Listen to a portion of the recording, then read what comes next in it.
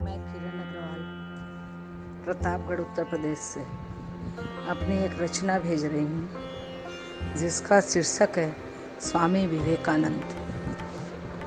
स्वामी जी के बारे में कुछ लिख पाना असंभव है, किंतु मैं अपना छोटा सा प्रयास करने की कोशिश कर रही हूँ। विवेकानंद जी का जन्म 12 जनवरी 1863 में कलकत्ता में हुआ था।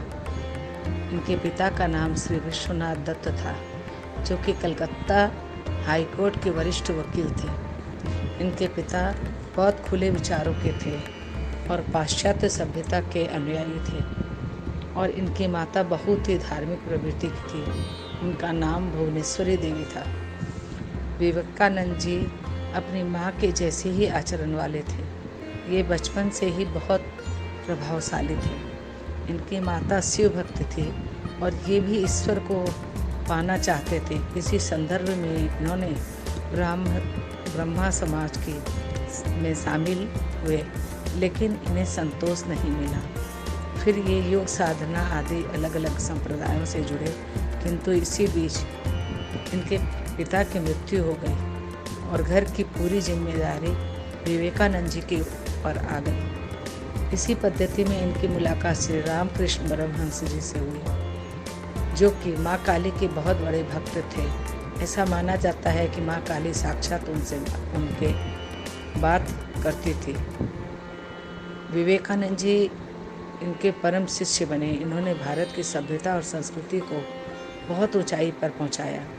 इन्होंने 1893 में अमेरिका में स्थित शिकागो में विश्व धर्म महासभा में भारत के प्रतिनिधि के रूप में प्रतिनिधित्व किया, और वहां पहुंचकर वहां के नागरिकों को सम्मानपूर्वक संबोधित करना भारत के सम्मान में चार चांद लगा दिए। समाज में जातिवाद के विरुद्ध अभियान चलाया और सभी समाज में एक समान है, ये बतलाया।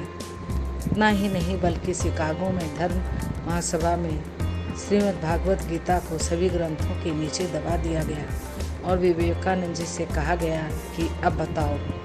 तब विवेकानंद जी ने कहा कि यह बिल्कुल सही है, क्योंकि अगर नींव मजबूत नहीं होगी तो इमारत कैसे मजबूत होगी। इस प्रकार वहाँ बैठे सभी लोग खड़े हो गए और ताली बजाने लगे और भारत की जय जयकार करने लगे। इस प्रकार का था विवेकानंद जी का चरित्र। इतना ही नहीं, एक अंग्रेज औरत ने उनसे विवाह करने की इच्छा जाहिर की, तो उन्होंने कहा कि वो शादी नहीं करना चाहते हैं, लेकिन वो ऐसा क्यों चाहती हैं। तो उस औरत ने कहा कि मैं आपके जैसा पुत्र को जन्म देना चाहती हूँ। इस पर विवेकानंद जी ने उसे अपनी माँ कहकर संबोधित किया और कहा, अब तो ठीक है।